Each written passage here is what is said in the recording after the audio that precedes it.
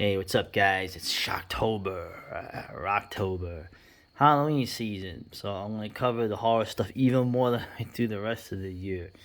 For you guys, for me, every day is Halloween. But H.P. Lovecraft Selects. This is one of those collection books that you find in Barnes and Noble, the book chain here in America.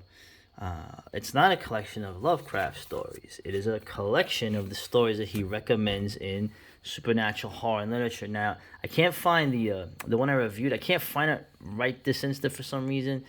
So there was another copy of that seminal essay, which is a great resource to find literally hundreds of writers that influenced him and captured what he thought of as, cosmic horror.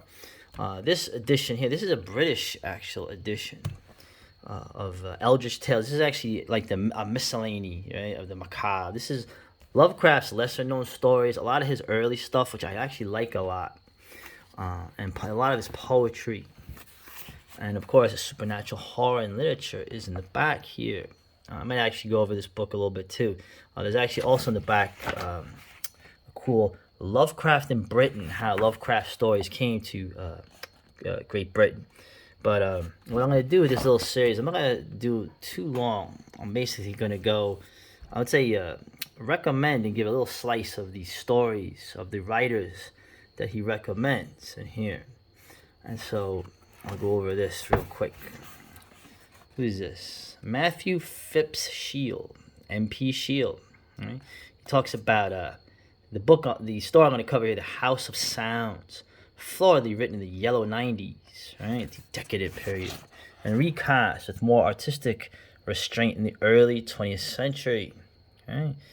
This story in final form deserves a place amongst the foremost things of its kind. It tells of a creeping horror and menace trickling down the centuries on a subarctic island off the coast of Norway, where amidst the sweep of daemon winds and the ceaseless din of hellish waves and the cataracts, a vengeful dead man built a brazen tower of terror. It is vaguely like, yet infinitely unlike Poe's Fall of the House of Usher.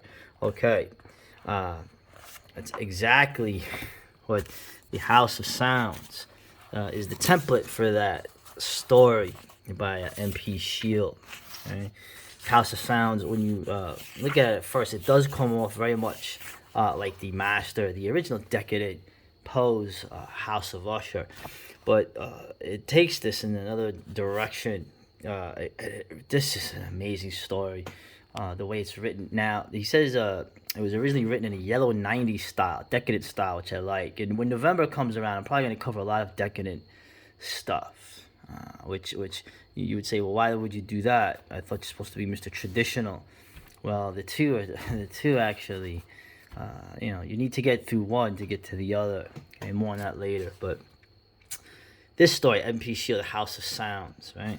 The template is basically House of Usher, but the execution of this is, I don't know how to describe it. It builds it up. It's very surreal. When I bring up the yellow 90s idea, it's very, the visual of this is surreal. You try to picture in your head this man going to an island off the coast of Norway to find an old friend who's living in a very strange castle with very strange, implements. Apparently, he's just like that. The guy, Roderick Usher, his hearing is very sensitive, and his friend, when he speaks too loud, it hurts his ears. Sounds like a ripoff of that, but it's not.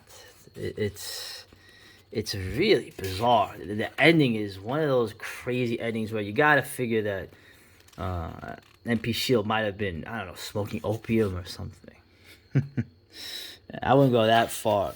I actually have that book, the novel, The Purple Cloud, apocalyptic novel, which sounds fascinating.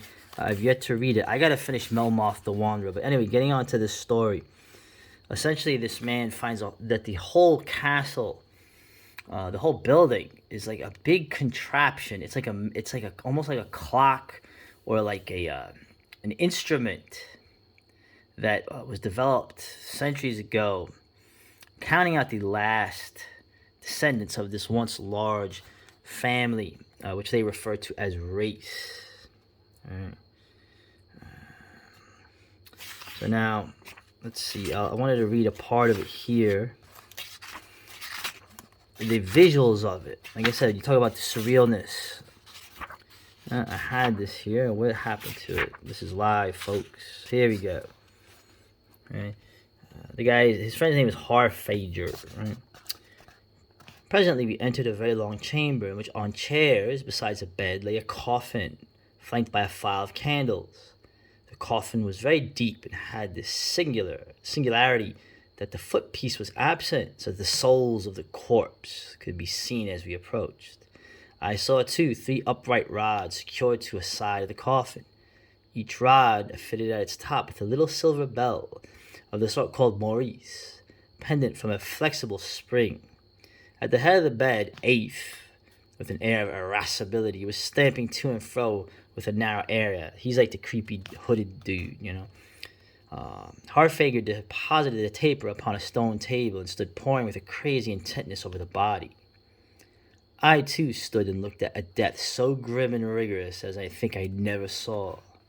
The coffin looked angrily filled of tangled gray locks.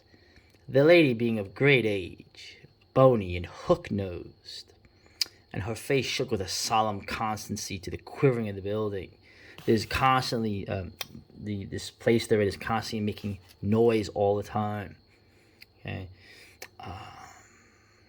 I noticed that over the body had been fixed 3 bridges, like the bridge of a violin, their sides fitting into grooves into the coffin's sides, and their tops of a shape to fit the slope of the 2 coffin lids when enclosed. One of these bridges passed over the knees of the dead lady, another bridged her stomach, and a third her neck. And each of them was a hole, and across each of the 3 holes passed a string from the Maurice bell above it, the 3 holes being thus divided by the 3 tight strings into semicircles, 6 semicircles. Before I can guess the significance of all this, Harfager closed the folding coffin lids, which had little holes for the passage of the 3 strings. He then turned the key in the lock and uttered a word which I took to be "come." All right. Very interesting. It's like a contraption. Apparently, when the rats eat the body, it sets off these things. It's bizarre. Like I said, it's almost like a fever dream, this story. And the ending is like a tempest. The little balls falling into the water signifying the deaths of the last of this race is what he's referring to the family as, a race. It's very, very decadent in style, yellow 90s as they say. I love it. And I think you'd like it too. Check out The House of Sounds by MP Shiel, which is one of the stories. You could probably find it easily, but you could definitely in this. Okay, I'm gonna go over some more. I'm still reading a couple, so obviously I'm gonna do The House of the Borderlands. Ancient Sorceries was amazing. I still have to read, like I said, House in the Borderland. The Horde of the Giblins was short and very fun. Yeah, it's like a Dungeons and Dragons campaign gone wrong. And of course, the White People by Arthur Machen I've read. I'm gonna do the next video on that. But there's a whole bunch of other things here. Okay, I've never read H.G. Wells do any horror stuff, so that should be interesting. And I gotta read this Dead Valley. I keep reading about this. This guy here, Ralph Adams Cram. Apparently, he was an architect. So, and of course, Lafcadio Hearn. We have to go over the guy did Quaidon, but it's a bunch of the great stories that he had mentioned. So I'm gonna go over as many of these as I can briefly, not trying to give away too much, but giving you a little sample of it and what I thought of it, what I thought of my impressions, as you would say 100 years ago. All right, later.